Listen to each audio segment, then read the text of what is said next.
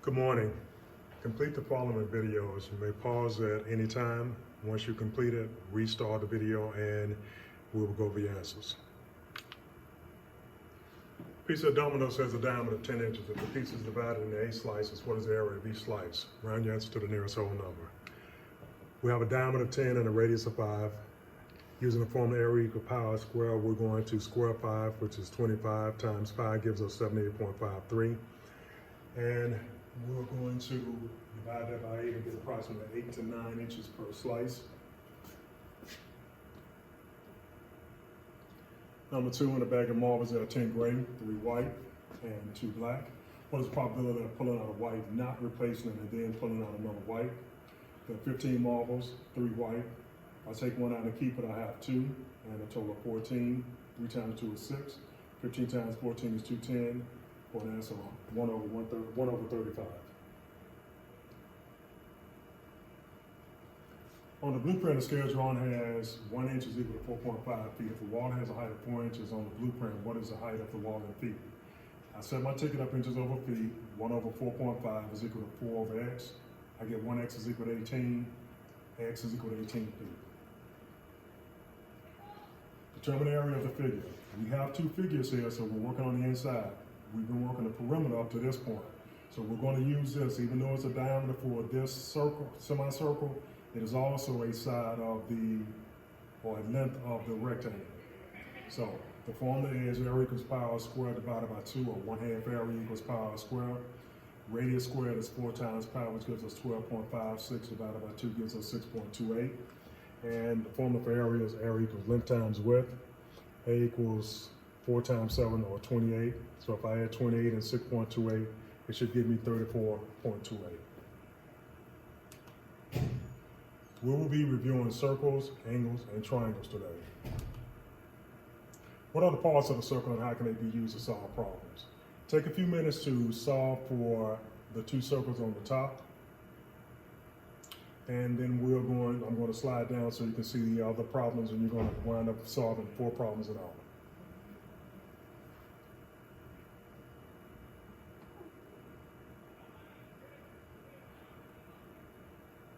Now, if you need to pause the video and rewind it to go back and make sure that you have the correct information, please feel free to do so.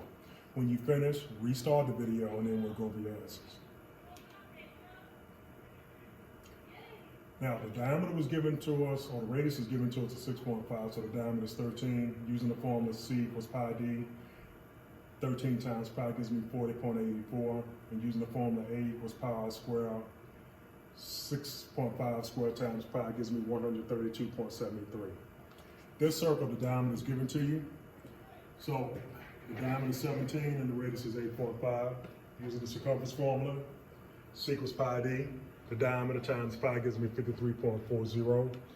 Area equals pi squared. The radius squared is 8.5 squared times pi gives me 226.98. And remember, every problem involving circles, you will use either the area or the circumference formula. Determine the radius and the diameter first, however. Complete the table.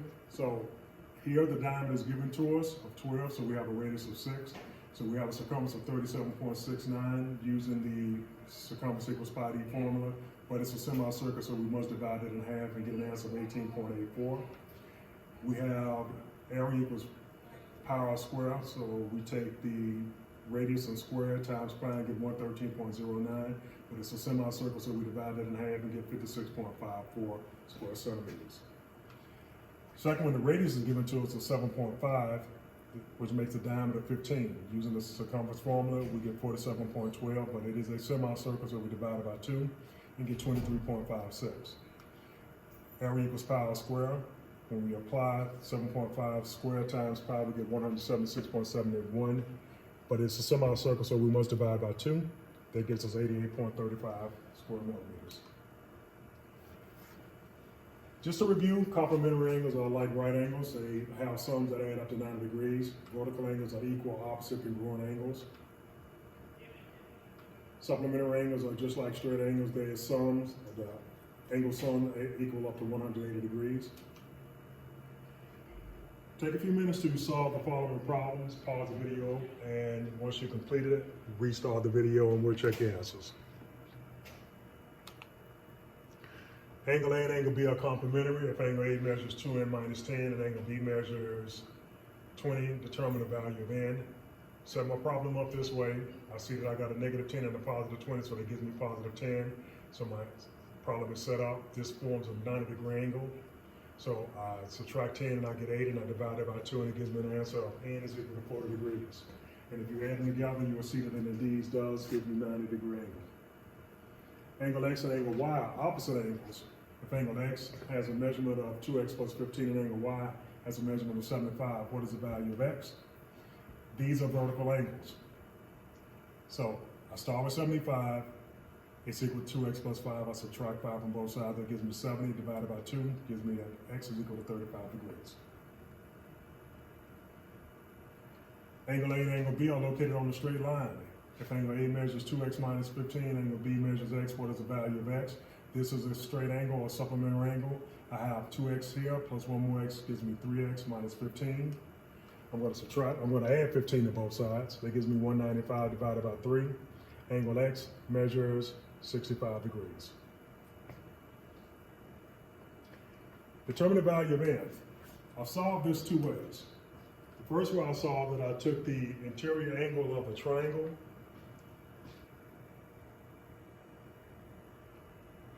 and I took the measurement of the angles inside of the triangle. 60 and 6 is 120 plus x. This equals 180. I subtracted and got 60 for x. So now I know what this angle is.